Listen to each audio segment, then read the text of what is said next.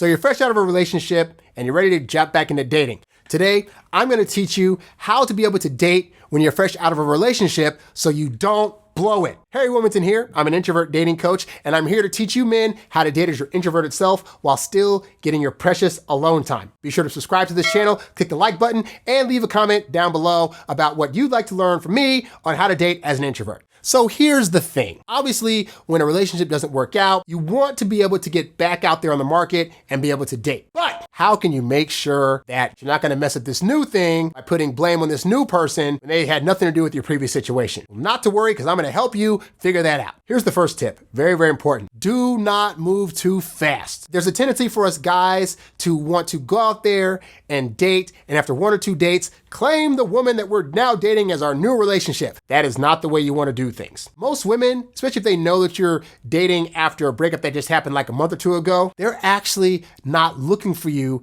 to rush into a new relationship with them. They still need to do their due diligence about you, but they're also thinking that you might need a little bit more time than you've given yourself to actually go through the pains of missing that relationship and being ready for a new thing. On average, women take 2 to 3 months to solidify their feelings, so there's no need for you to feel like you have to rush with the next girl that you date to automatically be in a relationship right away. Tip number 2, give yourself time to grieve that previous relationship, especially if it was a long one. If you were dating somebody for 4, 5, 6, 7 years or whatever, you don't need to be thinking that after 2 or 3 days, you're gonna completely be over that relationship. Now, that does not mean that you should not be completely indifferent, because you do need to learn that people ultimately have the right to choose whomever, and that if your girl leaves you, regardless of how long you were dating her, that she has the right to leave. And as such, you're gonna have to go through that exercise of being able to recognize that that person can choose what they want to do, and that you're going to have to realistically move on, but you don't want to completely bypass those feelings either. You're going to need some time to really sit with yourself, be alone, grieve that previous relationship, whether it means you have to cry about it, whether it means you got to go to the gym and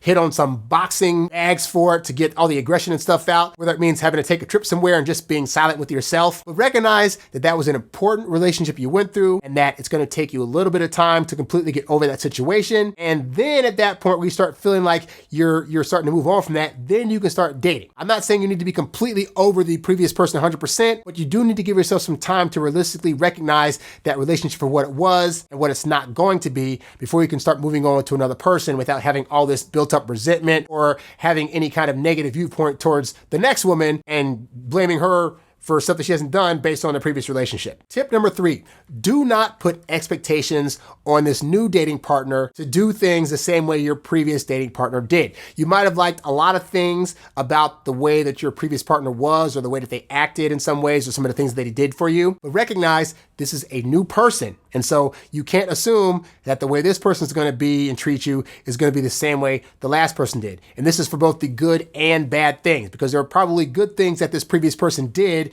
but there might have been some bad things that they did that you might start thinking, well, all women are just this way, and this person's going to also lie to me, cheat on me, etc., etc. If you go into dating with that mindset, you're only going to get negative results. That person's going to feel that energy, and they're not going to be able to bond with you in the way that you want them to. The 4th, very, very important tip for when you're going back out there is really try to limit the amount of time you talk about your ex. And you have to be conscious of this, because you could very accidentally slip into ex talk. For example, the woman you're with on a date might ask, tell me about your last relationship, and when that happens, you could give like a blurb like, oh, well, it was this, and that, and it just didn't work out because whatever. On that first date, you don't need to go into explicit detail about why it didn't work. But if you start going on and rambling about, oh, my ex was this and that and blah, blah, blah, blah, and then you're spending like 10 minutes on the ex, that other person across from you could think that you're still into your ex and obsessed with them, and you're talking about another woman on a date. That in and of itself is not typically fodder for the woman that you're with, thinking that she wants to now bond with you. So really try to avoid ex talk. If they bring it up,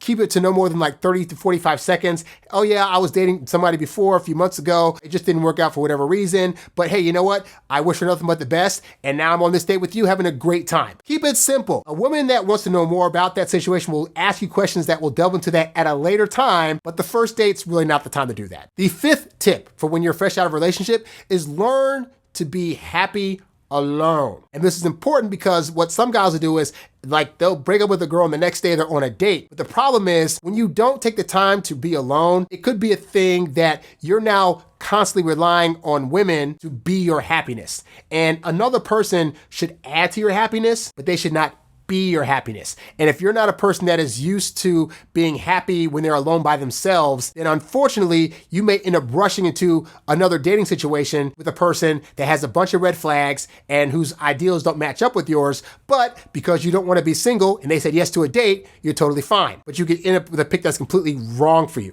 So learn to be happy in your aloneness and use that time to really figure out the things that you actually want from the next person that you date. So when you start going on dates again, you'll know the difference between dates that work out well and you should continue seeing and dates that have a lot of red flags and don't match up and you should completely avoid from now on. And the sixth tip for when you're dating fresh out of a previous relationship is don't expect the person across from you to also want to rush into a relationship. And there should be no expectation from you or her that after one or two dates, you're going to be each other's everything, end all be all, and pick each other to be that new partner. It is great for you to get back out there and to start dating again, but you should not be trying to rush so quickly into a relationship. Think about your last relationship. Think about if maybe the reason that didn't work out was because you rushed into that one without really seeing how good of a person this partner actually was for you. Or you could have things about you that maybe you need to fundamentally work on, whether it's anxiousness, whether it's neediness, whether it's jealousy, or other various issues that might have arisen in your previous relationship that you really need to deal with. Regardless of that, that doesn't mean you stop dating altogether, but it does mean that as you're working those things out, don't expect to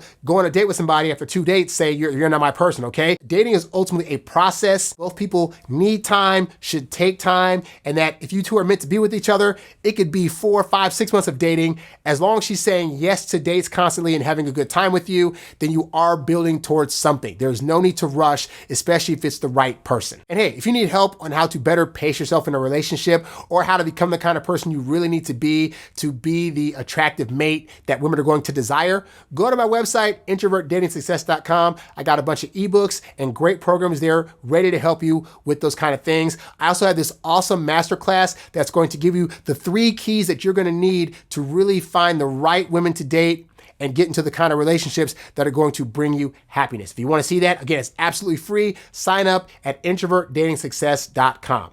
If you found the info in this episode to be helpful, please show your support by clicking on the tip jar tab, the link of which can be found at the website and in the description below. Be sure to like, share, subscribe, and comment on this episode and catch new episodes right here on YouTube or wherever podcasts can be found. In the meantime, be sure to check out these other episodes so you too can learn to date as your introverted self while still getting your precious alone time. Thanks for watching, and I'll catch you next time. Peace.